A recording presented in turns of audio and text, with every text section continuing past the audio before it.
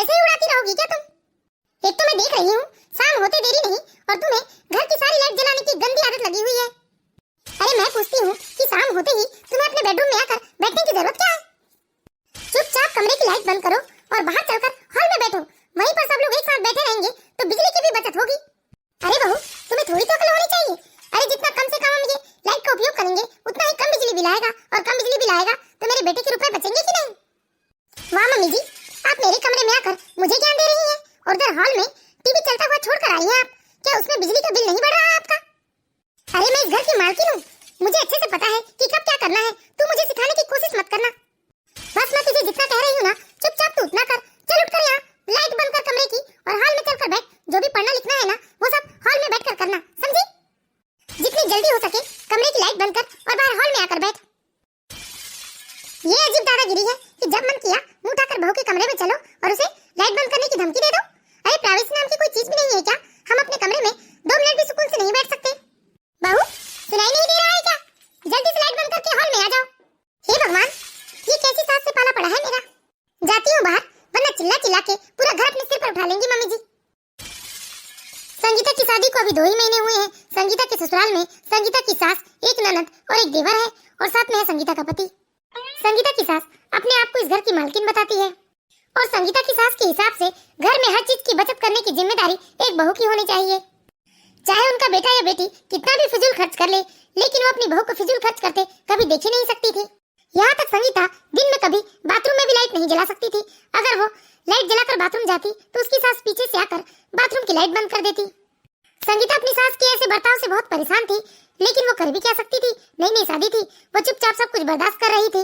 कभी कुछ बोल भी दे तो संगीता एक कहे तो उसकी सास उसे 4 सुना देती थी। इसलिए संगीता अपने कमरे से उठकर बाहर हॉल में जाकर बैठ जाती है। आजकल की बहुओं को क्या हो गया तो न जाने, कि जैसे एक टाइम का खाना बनाकर हुआ और ऐसे फ्री होकर अपने कमरे में चली जाती हैं जैसे अभी निकल तो काम करना ही नहीं। अरे मैं कहती हूँ कि शाम का खाना बन गया है तो कमरे में जाकर आराम करने की जरूरत ही क्या है? सुबह की खाने की तैयारी कर लो। अरे बैठकर सब्जियां तोड़ लो। मम्मी जी, मैंने सुबह की सब्जियां भी तोड़ रखी है। अरे सब्जियां तैयार कर ली हैं तो कुछ और ही काम क्यों नहीं ढूंढ लेती? तुम्हें तो बस आराम करने का बहाना चाहिए, बस पलंग तोड़ना ही आता है तुम्हें। अरे यार मम्मी, कितना डिस्टर्ब कर रहे हो आप मुझे। मैं कमरे में जा रही हूँ। कहाँ मम्मी जी? बहू को ससुराल में पलंग तोड़ने का अधिकार कहाँ होता है? वो अधिकार तो सिर्फ सास का होता है। क्या क्या बोल रही है तू? कुछ बोला तूने? नहीं मम्मी जी, कुछ नहीं कहा मैंने। अरे कोई और काम नहीं है तो जो किताब तुम कमरे में बैठकर पढ़ रही थी वो किताब तुम हॉल में बैठकर पढ़ लो, तो कम से कम बिजली की बचत हो जाएगी। मम्मी जी, दीदी भी तो अपने कमरे में चली गई ना। अब दीदी अपने कमरे में गई है तो क्या वो लाइट नहीं जलाएंगी? अरे वो मोबाइल में कोई टाइम पास नहीं कर रही है, वो आजकल मोबाइल से पढ़ाई करती है, इसलिए उसे कमरे में जाकर लाइट जलाना पड़ा। अरे मम्मी जी, जब दीदी मोबाइल से पढ़ाई कर रही है तो उन्हें लाइट की क्या जरूरत? संगीता, कम बोला कर, बहुत बहस करती है तू। यही बैठकर पढ़ अपनी किताब, मैं अभी आती हूँ। ये क्या, इस घर में तो मानो अंधेरा होते ही कर्फ्यू सा लग जाता है, और मेरी सास तो 24 घंटा मेरे ही पीछे पड़ी रहती है। यहाँ की लाइट मत जलाओ, वहाँ की लाइट मत जलाओ, यहाँ की लाइट बंद करो, वहाँ की लाइट बंद करो, और ये सारे नियम कायदे और बचत की जिम्मेदारी बस मेरे मत्थे पे है। बहू, ये क्या बड़बड़ा रही हो तुम? क्या तुम मुझे गालियाँ दे रही हो? अरे कहाँ मम्मी जी, मैं आपको क्यों कुछ कहूँगी। अच्छा सुनो बहू, मैंने बिजली बचत करने का एक और तरीका निकाला है। वो क्या है मम्मी जी? तुम कल से ना शाम को 5 बजे ही डिनर की तैयारी करके सूरज ढलने से पहले ही डिनर बनाकर रख लेना, ताकि शाम को रसोई में लाइट न जलाना पड़े। अरे क्या हुआ माँ? अरे कुछ नहीं बेटा, तू इतनी मेहनत करता है दिन रात दुकान में, बस मैं तेरे रुपए बचाने के बारे में सोचते रहती हूँ, इसलिए मैं संगीता को समझा रही थी कि वो बिजली की बचत कैसे करे। अच्छा माँ। और सुनो बेटा, कल से मैंने सबको बता दिया है कि जब तक सोने का समय न हो जाए कोई अपने कमरे में नहीं जाएगा। जी माँ। ठीक है ना बेटा? हाँ माँ, बिल्कुल ठीक है। क्या ठीक है? कितनी आसानी से कह दिया आपने कि हाँ माँ सब कुछ ठीक है। क्या हम लोगों को थोड़ी सी प्राइवेसी की जरूरत नहीं है? अरे सुबह 8 बजे से आप अपनी दुकान चले जाते हैं और शाम को 6 बजे 7 बजे आप घर में आते हो, और उसके बाद भी आकर आप 9 बजे तक के हॉल में ही बैठे रहेंगे मेरे साथ। अरे संगीता, पिताजी के गुजर जाने के बाद से ना माँ का दिमाग कुछ ठीक नहीं रहता, और ऐसे में माँ को कुछ बोलना ना मुझे अच्छा नहीं लगता, इसलिए मैं माँ की सारी बात चुपचाप मान लेता हूँ। अच्छा, माँ का दिमाग ना सिर्फ मेरे लिए खराब रहता है, बाकी सबके लिए तो नहीं रहता। बस आपकी माँ ना मुझे 24 घंटे हिदायत देने आ जाती है, और जब वो मुझे ज्ञान देने आती है तब उनके कमरे में टीवी, पंखा, कूलर सब कुछ चालू रहता है। तब उन्हें बिजली की बर्बादी समझ में नहीं आती, तब उन्हें फिजूल खर्च समझ में नहीं आता। सिर्फ सारी बचत की जिम्मेदारी मेरे मत्थे मर दी है माँ जी ने। संगीता, ऐसा नहीं है कि मैं कुछ नहीं जानता। अरे मुझे मालूम है कि सबसे ज्यादा बिजली का बिल तो माँ की ही वजह से आता है, क्योंकि माँ हॉल में भी आकर बैठे रहती हैं तो उनके कमरे में टीवी, पंखा, कूलर सब कुछ चालू रहता है। यही तो मैं आपसे कह रही हूँ कि आप अपनी माँ से कुछ कहते क्यों नहीं? अरे यार जाने दो ना, अभी माँ का दिमागी हालत ठीक नहीं है। अच्छा ठीक है, आप बैठे रहो यहाँ। मैं तो चलिए अपने कमरे में भले ही लाइट बंद करके बैठे रहूंगी, लेकिन बैठूंगी तो अपने कमरे में। अरे दिन भर तो हम घर के कामकाज में निकाल देते हैं, थोड़ा समय तो अपने लिए निकलता है, तो कम से कम हम अपनी मर्जी से अपने कमरे में जाकर लेटे भी नहीं। अरे बेटा, ये संगीता बहू कहाँ गई? माँ वो अपने कमरे में गई है। अरे ये क्या बात हुई बेटा? मैंने अभी अभी तो बहू को समझाया है, लेकिन बहू तो जैसे मेरी बात मानती ही नहीं। अरे जाने दो ना माँ, आप क्यों परेशान होते हो? हाँ हाँ, अब मेरी बात क्यों कोई मानेगा? अब मेरे पति इस दुनिया में नहीं है ना, तो सबको मुझे सुनाने का अधिकार मिल गया है, कोई मेरी बात नहीं मानता। अरे माँ आप बेकार में टेंशन ले रही हैं, ऐसी कोई बात नहीं है। नहीं नहीं बेटा, मैं खूब समझती हूँ। माँ चलिए अब अपने कमरे में आराम कीजिए, आपको परेशान होने की कोई जरूरत नहीं है और कोई आपको नहीं सुनाता। अरे आप इस घर की मालकिन है। चलिए मैं आपको आपके कमरे तक छोड़ाता हूँ, आप आराम कीजिए माँ, ऐसे बेकार में टेंशन मत लीजिए। संगीता, संगीता नाराज हो? नाराज ना रहूं तो और क्या करूं? आप सब कुछ जानते हैं, फिर भी आप अपनी माँ को कुछ नहीं कह सकते। देखो संगीता, मैं खुद माँ की ऐसी आदतों से परेशान हूँ, लेकिन मैं चाहकर भी उन्हें कुछ नहीं कह सकता। और मैं जानता हूँ कि तुम्हारी कोई गलती नहीं है, फिर भी मैं तुम्हारा पक्ष नहीं ले सकता माँ के सामने। और मैंने कभी गलती से माँ के सामने तुम्हारा पक्ष ले लिया ना, तो माँ पूरे घर में हड़कंप मचा कर रख देंगी। इसलिए मैं तुमसे विनती करता हूँ कि माँ जैसा जैसा कहती है तुम बस वैसा वैसा करती जाओ। देखो संगीता, माँ दिल की बुरी नहीं है, लेकिन स्वभाव जरा उनका रूखा है। अगर माँ को यही सब करके सुकून मिलता है तो जाने दो ना। वैसे भी पापा के स्वर्गवास के बाद ना वो एकदम अपने आप को अकेला महसूस करने लगी हैं, इसलिए उनका दिमाग सही ढंग से नहीं चल पाता है। हाँ जी, मम्मी जी का दिमाग ना बस मेरे ही समय में घूम जाता है। बाकी कोई रिश्तेदार हो, मोहल्ले के लोग हो, उनसे तो वो ठीक ठाक व्यवहार करती है। मम्मी जी तो सिर्फ अपनी बहू के साथ ही बुरा बर्ताव करती है, क्योंकि इन्हें मालूम है कि बहू तो उनका कुछ नहीं बिगाड़ सकती। ठीक है ना संगीता, जाने दो यार, चलो आराम करो। ठीक है जी। रात को करीब 2 बजे संगीता की सास संगीता के कमरे का दरवाजा खटखटाती है। बहू, ओ बहू, अरे बहू दरवाजा खोलो। अभी माँ क्यों दरवाजा खटखटा रही हैं? ये क्या जी, अभी तो रात के 2 बजे हैं और अभी मम्मी जी को क्या काम पड़ गया? रुको मैं अभी देख कर आता हूँ। हाँ माँ अभी आया। अरे बेटा, अभी तो मौसम ठंडा है, फिर पंखा चलाने की क्या जरूरत है? बाहर से तुम्हारे कमरे में पंखा चलने की आवाज आ रही है, ये पंखा बंद करो अभी। ठीक है माँ, हम बंद कर देंगे, अभी जाकर आप सो जाइए। अब आप ही देखिए ना, ये कोई बात है? मम्मी जी 2 बजे रात को हमारे कमरे का दरवाजा खटखटाने लगी, वो भी सिर्फ इसलिए कि हमारे कमरे में फैन ऑन है। अभी तो मुझे बहुत नींद आ रही है यार, जो भी बात है हम लोग सुबह करेंगे, अभी तो तुम सो जाओ। अजय तो किसी से कुछ नहीं कहता और चुपचाप जाकर सो जाता है, लेकिन वही संगीता को इस बात से बहुत गुस्सा आता है। चूंकि संगीता की सास से उनका बेटा कुछ नहीं कहता था, इसीलिए वो हमेशा अपनी मनमानी चलाती रही। और अब तो ये रोज का हो गया था। वो अपनी बहू से कहती कि रात को 2 से 3 बजे उठकर वो कमरे का पंखा या कूलर बंद कर दे, क्योंकि मौसम बहुत ठंडा रहता है, कूलर पंखा चलाने की जरूरत नहीं है। लेकिन धीरे धीरे ये सब संगीता के बर्दाश्त के बाहर होते जा रहा था। संगीता की सास की रोका टोकी तो दिन ब दिन बढ़ते ही जा रही थी, लेकिन संगीता ने ठान लिया था कि वो ये सब चुपचाप बर्दाश्त नहीं करेगी। ये क्या बहू, मैं तुम्हें रोज रोज समझाती हूँ कि रात को 2 से 3 बजे मौसम ठंडा रहता है तो तुम कमरे का पंखा बंद कर दिया करो, लेकिन तुम्हें समझ में क्यों नहीं आता? मम्मी जी, मैं दिन भर घर के कामकाज करती हूँ, वैसे मैं थकी हारी रहती हूँ। एक बार जो आंख लगी तो सुबह ही आंख खुलती है मेरी, इसलिए मैं बंद करना भूल जाती हूँ। अरे घर में ऐसा भी क्या कामकाज होते हैं जिसे कर कर तुम इतनी थक जाती हो कि 2-3 बजे तुम्हारी नींद नहीं खुलती? मम्मी जी, आप अपने बेटे से ही कहिए, वही उठकर बंद करेंगे, क्योंकि मुझसे तो ना हो पाएगा। अरे मेरा बेटा दिन भर ऑफिस में काम करता है, बेचारा थका हारा रहता है, वो कैसे 2-3 बजे उठकर पंखा बंद कर देगा? अरे मैं रोज ही तो कहती हूँ कि मैं कोशिश करूंगी, लेकिन मेरी नींद ही नहीं खुलती तो मैं क्या करूंगी? वैसे भी मम्मी जी, अब तो रोज आप 2-3 बजे आती ही है, दरवाजा खटखटाकर हमसे पंखा बंद करवा ही देती है। अरे मैं दरवाजा खटखटाती हूँ तो तुम कौन सा उठती हो?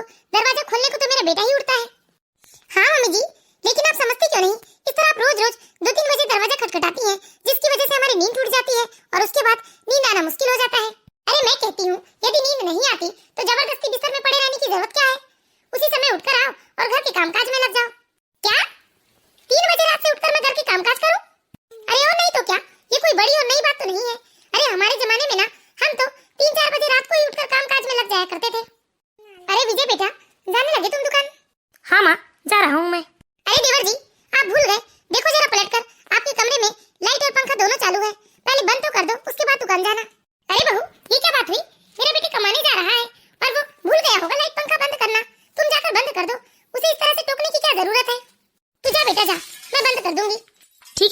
चलता हूँ मैं। अरे अजय बेटा, तुझे क्या हुआ? तेरी तबीयत तो ठीक है ना?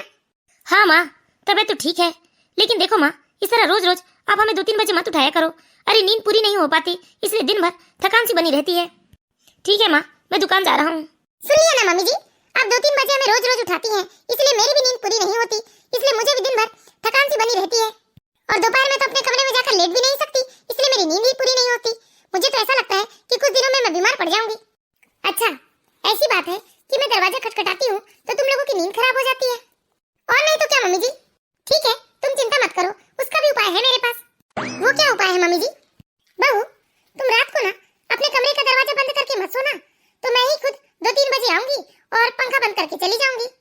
ऐसे तुम्हारी नींद भी खराब नहीं होगी। क्या? ये तो हद हो गई मम्मी जी। क्या मेरी अपनी कोई प्राइवेसी नहीं है? मैं रात भर दरवाजा खुला करके सोऊंगी? अरे, तो इसमें इतना चौंकने वाली क्या बात है? वैसे तो कमरे की लाइट बंद होती है, बस मुझे आकर फैन बंद करके जाना है। हे भगवान, ये तो हद ही हो गई। अब तो मुझे इस घर में घुटन होने लगी है। अरे तुम क्या बड़बड़ा रही हो? कुछ नहीं मम्मी जी। अब तो बात हद से ज्यादा ही बढ़ते जा रही थी, क्योंकि धीरे धीरे संगीता की सारी प्राइवेसी इस घर में खत्म होते जा रही थी। अब तो संगीता को घुटन सी होने लगी थी, लेकिन संगीता करती भी क्या, सास के आगे उसकी तो चलने वाली थी नहीं, इसलिए वो अब रोज अपने कमरे का दरवाजा खुला करके सोने लगी। अब तो रोज रात को 2-3 बजे आती और संगीता की सास कमरे से फैन बंद करके चली जाया करती, और संगीता की सास कमरे से चुपचाप नहीं जाती, बल्कि संगीता को 3-4 खरी खोटी सुना कर जाती। हे भगवान, रोज समझाती हूँ मैं बहू को कि फैन बंद कर दिया कर, लेकिन ये तो मेरी एक नहीं सुनती। मुझे रोज आकर फैन बंद करना पड़ता है, लेकिन आज मैं चुप नहीं रहूंगी, इसे आज अच्छे से सबक सिखाऊंगी। बहू, ओ बहू, संगीता बहू, बहू। अरे क्या हुआ मम्मी जी? रात के 3 बजे ऐसे क्यों चीख रही हैं आप? अरे बहू, मैंने तुझे कितनी बार समझाया कि रात को 2-3 बजे उठकर पंखा बंद कर दिया कर, लेकिन तू है कि सुनने का नाम नहीं लेती। अरे मैं कहती हूँ, यदि बिजली बिल आएगा इतना तो कौन भरेगा बिजली बिल? क्या तेरा बाप आकर भरेगा? ये तेरी माँ आकर भरेगी, जो तू ऐसे निश्चिंत होकर सो जाती है। अरे क्या ये सब मेरी ही जिम्मेदारी है, जो मैं रोज रोज अपनी नींद खराब करके आऊँ और तुम्हारे कमरे का पंखा बंद करके जाऊँ? अरे मैं कहती हूँ, क्या तुम लोगों को ठंड नहीं लगती जो रात भर पंखा चलाते रहते हो? अरे पंखा चालू करके ना भी सोना, तब भी कोई इतनी गर्मी नहीं है। मम्मी जी, ये तो हद हो गई। एक बात बताइए, आप मेरे कमरे में आई हैं तो क्या आप अपने कमरे का लाइट और पंखा बंद करके आई हैं? मैं रात भर सुनते रहती हूँ मम्मी जी, आपके कमरे से कूलर चलने की आवाज आती रहती है। एक बात बताइए, क्या आपको ठंड नहीं लगती?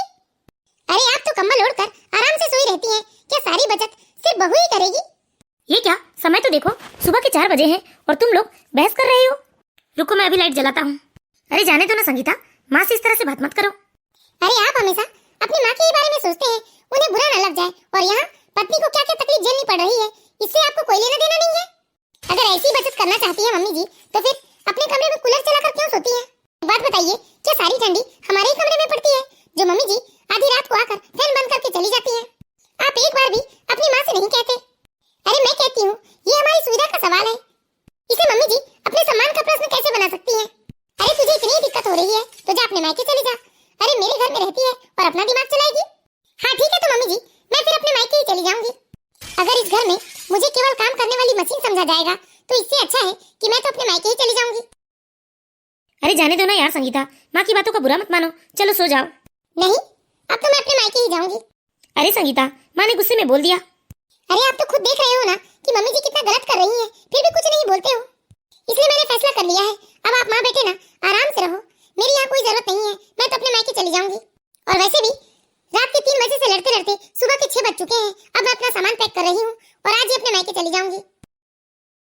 अरे कहाँ चली? चाय नहीं बनाओगी क्या? मम्मी जी, मैं इस घर की बहू हूँ, कोई आपकी गुलाम नहीं हूँ, और मैं अपने मायके जा रही हूँ। इस घर में यदि मुझे अपनी मर्जी से फैन चलाने का भी अधिकार नहीं है, तो ऐसे घर के प्रति मेरी कोई फर्ज और जिम्मेदारी नहीं है। और सुन लीजिए मम्मी जी, मैं इस घर में तब तक वापस नहीं आऊंगी जब तक इस घर में मुझे मेरे हिस्से का सुख चैन नहीं मिलेगा। अरे मैं ये नहीं कह रही हूँ कि आप पूरी संपत्ति मेरे नाम कर दीजिए, लेकिन कम से कम रोज की सुविधा पाने का तो हकदार समझिए आप मुझे। अरे सुनो तो संगीता। नहीं जी, मुझे कुछ नहीं सुनना। अरे माँ, भाभी को रोक लीजिए। भाभी के कदम घर के बाहर गए तो सोचिए घर के अंदर की कितनी बदनामी होगी। माँ, आपकी बनी बनाई छवि खराब हो जाएगी। हाँ माँ, रोकिए आप संगीता को, वरना सारे रिश्तेदारों में हमारी थू-थू हो जाएगी। अरे अरे बहू, इतनी छोटी सी बात से नाराज होकर मायके जाने की क्या जरूरत है? तुम्हें फैन चलाना है ना, तो तुम अपने हिसाब से फैन चलाओ, मैं तुझे कभी रोकूंगी टोकूंगी नहीं। और वैसे भी तुम इतनी छोटी सी बात के लिए नाराज होकर जाओगी तो तुम्हारे मायके में तो अच्छा खासा तुम्हारा मजाक बन जाएगा। अरे तुम्हारे भाई भाभी क्या कहेंगे कि इतनी छोटी सी बात में कोई ससुराल छोड़ता है क्या? हाँ संगीता, वहाँ तुम्हारे मम्मी जी और पापा जी क्या सोचेंगे? हाँ बहू, क्या सोचेंगे तुम्हारे मम्मी पापा हमारे परिवार के बारे में? मम्मी जी, आपको ये सब रोक टोक करने से पहले सोचना था ना। अरे भाभी, अब मम्मी को अपनी गलती का एहसास हो गया है ना, आ जाइए आप वापस।